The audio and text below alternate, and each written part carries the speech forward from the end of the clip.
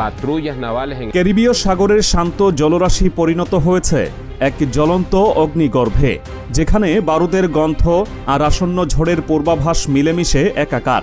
একদিকে বিশ্বের সর্ববৃহৎ সামরিক শক্তি মার্কিন যুক্তরাষ্ট্র তার অত্যাধুনিক যুদ্ধজাহাজ আর ঘাতক বিমান নিয়ে ঘিরে ফেলেছে ভেনেজুয়েলার উপকূল, অন্যদিকে নিজেদের সার্বভৌমত্ব আর সম্মান রক্ষায় কঠিন মনোবলে দাঁড়িয়ে আছে একটি দেশ, যার নাম ভেনেজুয়েলা। পরিস্থিতি এমন এক বিস্ফোরক পর্যায়ে পৌঁছেছে যে কোনো একটি ভুল স্ফুলিঙ্গ গোটা লাতিন আমেরিকায় যুদ্ধের আগুন জ্বালিয়ে দিতে পারে। ওয়াশিংটন আর কারাকাসের মধ্যেকার এই দ্বন্দ্ব এখন আর রাজনৈতিক মঞ্চে সীমাবদ্ধ নেই, এটি পরিণত হয়েছে এক সরাসরি সামরিক মুখোমুখিতে। নাটকের মঞ্চায়ন হয় একেবারে আকস্মিকভাবে।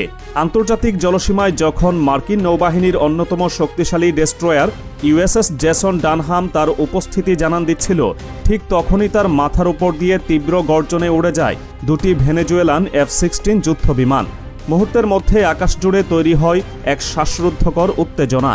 পেন্টাগন এই ঘটনাকে চরম উস্কানি বলে আখ্যা দিয়ে হুমকি দিয়েছে, কিন্তু ভেনেজুয়েলার পক্ষ থেকে দেওয়া হয়েছে এক সোজাসাপটা জবাব।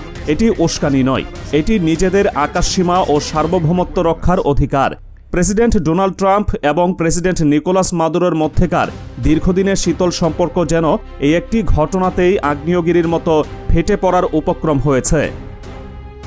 ওয়াশিংটনের আনুষ্ঠানিক ব্যাখ্যা হল, তাদের এই বিশাল সামরিক সমাবেশ 7টি যুদ্ধজাহাজের একটি নৌবহর আসলে মাদক বিরোধী অভিযানের অংশ।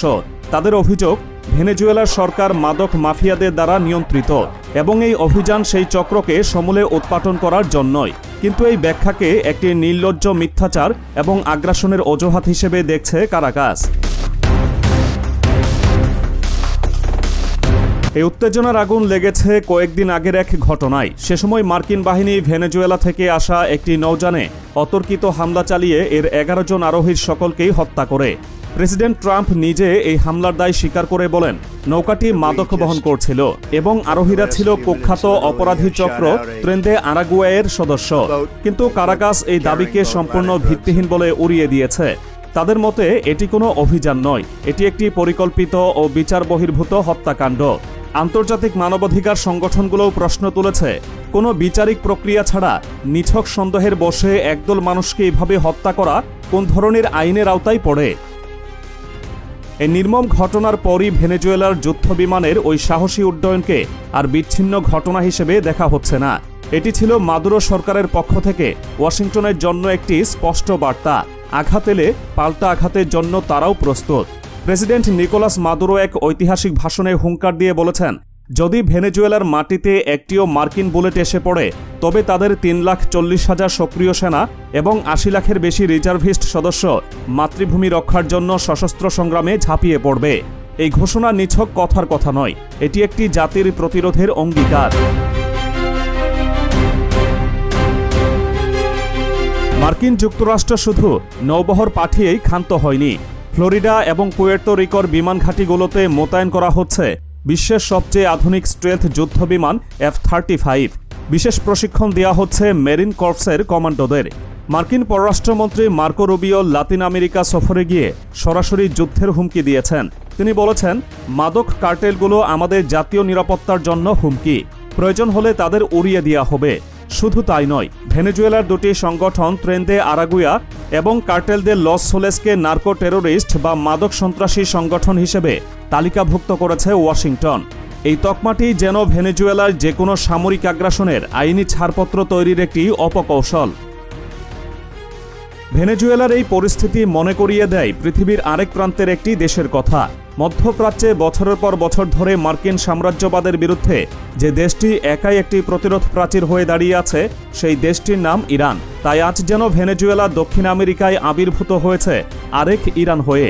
ওয়াশিংটনের রক্তচক্ষুকে উপেক্ষা করে ইরানের সর্বোচ্চ নেতা আয়াতুল্লাহ খামেনি যেভাবে নিজের জাতির নেতৃত্ব দেন, ঠিক সেই একই ভূমিকায় অবতীর্ণ হয়েছেন প্রেসিডেন্ট নিকোলাস মাদুরো।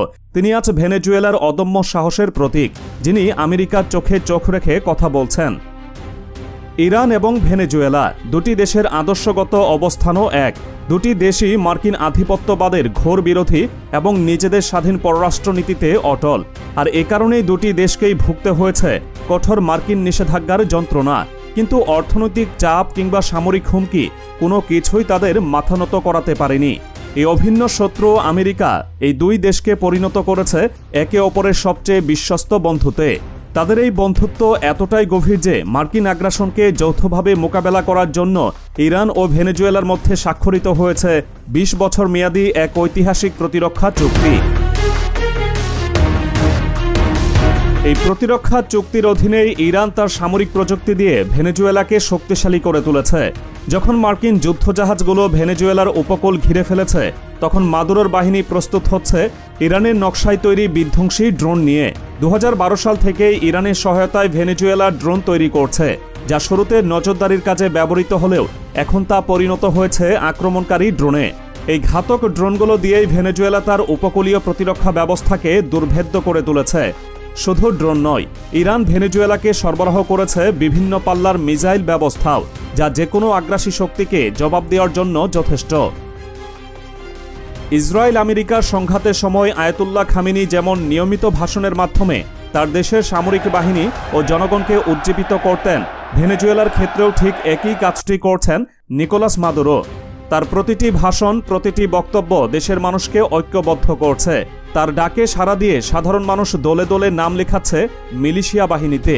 মাদুরোর এই অদম্য সাহস আজ ছড়িয়ে পড়েছে ভেনেজুয়েলান বাহিনীর প্রতিটি সদস্যের মধ্যে।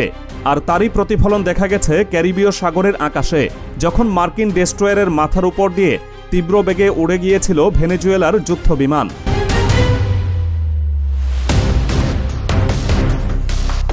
সুতরাং ক্যারিবীয় সাগরের এই উত্তেজনাকে এখন আর শুধু যুক্তরাষ্ট্র আর ভেনেজুয়েলার একক সংঘাত হিসেবে দেখার সুযোগ নেই। এর পেছনে রয়েছে এক গভীর ভূরাজনৈতিক সমীকরণ, যেখানে ভেনেজুয়েলার প্রতিরোধের প্রাচীরের পেছনে ছায়ার মতো দাঁড়িয়ে আছে ইরান। মাদকের বিরুদ্ধে যুদ্ধের নামে যে সামরিক অভিযানের ক্ষেত্র প্রস্তুত করছে আমেরিকা, তা যদি সত্যি সত্যি আগ্রাসনের রূপ নেয়, তবে তাদের মোকাবেলা করতে হবে কেবল ভেনেজুয়েলার সশস্ত্র বাহিনীকেই নয়, বরং একটি লড়াকু জাতি এবং তাদের বিশ্বস্ত মিত্রদেরও। ক্যারিবীয় সাগরের বুকে আজ যে অস্থিতিশীলতার জন্ম হয়েছে, তা হয়তো গোটা লাতিন আমেরিকার ভবিষ্যৎকেই নতুন করে নির্ধারণ করে দেবে। একবিংশ শতকে এসেও একটি স্বাধীন দেশের সার্বভৌমত্বের উপর এই নগ্ন হস্তক্ষেপের বিরুদ্ধে ভেনেজুয়েলা যে প্রতিরোধ সংগ্রাম শুরু করেছে, তা হয়তো হয়ে উঠবে আগামী দিনের মুক্তিকামী জাতিগুলোর জন্য এক নতুন অনুপ্রেরণার ইতিহাস।